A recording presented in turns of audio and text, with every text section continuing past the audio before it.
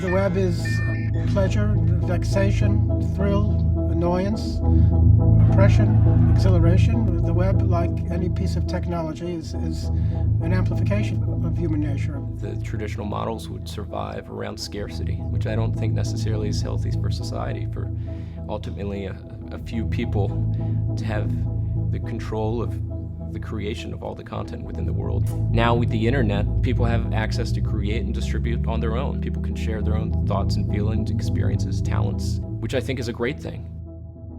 So it does play a social role. However, it may not necessarily lead to political engagement. What will get people to the internet is not going to be reported on Human Rights Watch. It's going to be pornography, Sex and the City, or maybe watching funny videos of cats. Charlie, please will you go into the cave? We can point to and always try to stereotype what YouTube or other services are all about, that it's just amateur. But they lose sight of the fact that we have a factor of 100,000 times more people actually creating quality content than we ever had in the past.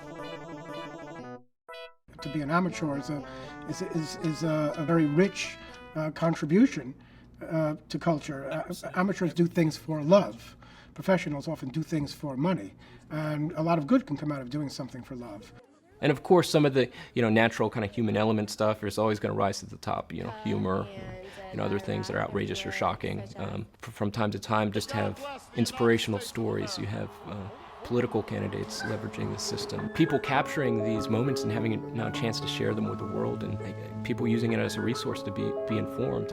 I think it's going to be pretty amazing to see how the next generation evolves because of their access to technology, but ultimately their access to information. The internet is freedom.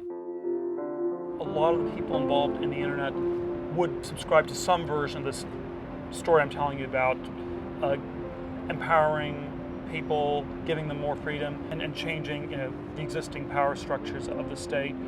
That means we have to somehow figure out ways to break down certain barriers that exist between people.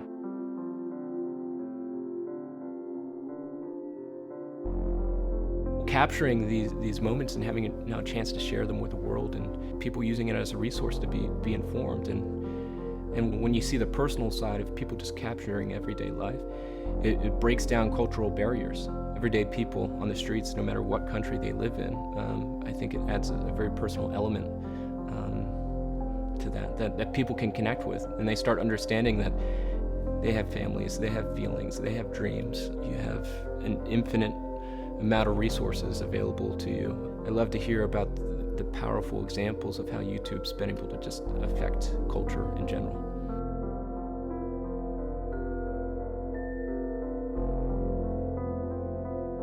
Compared to today, will there be more countries, fewer countries, or just the same number? If it's more, we'll have a world with greater individual freedom. If you have fewer, you will end up with a world of more government power and less individual freedom. And you believe that this will be technologically And technology will decide the question of the number of countries that exist in the world.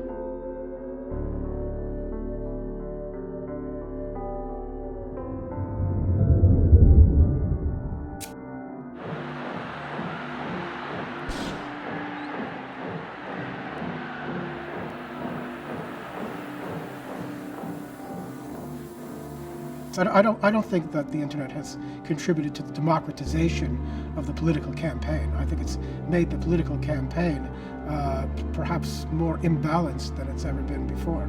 Were you in the same secret society?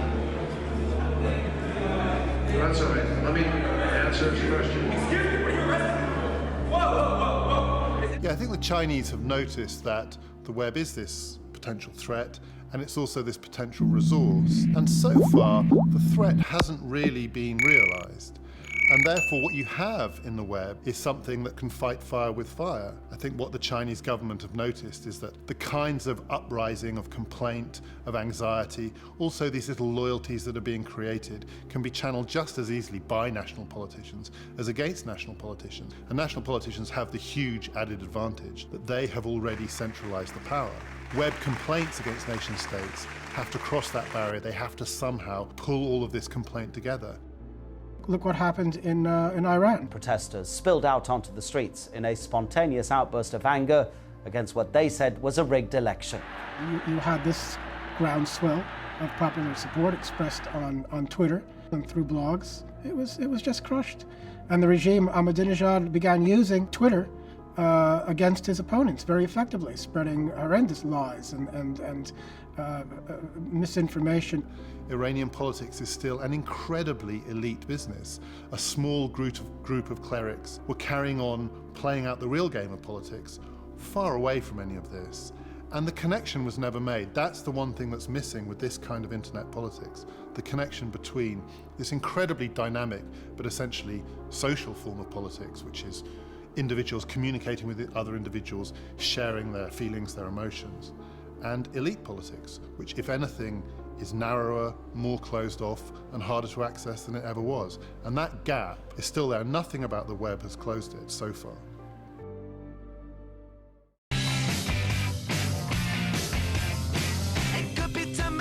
Pleasure, exhilaration, oppression,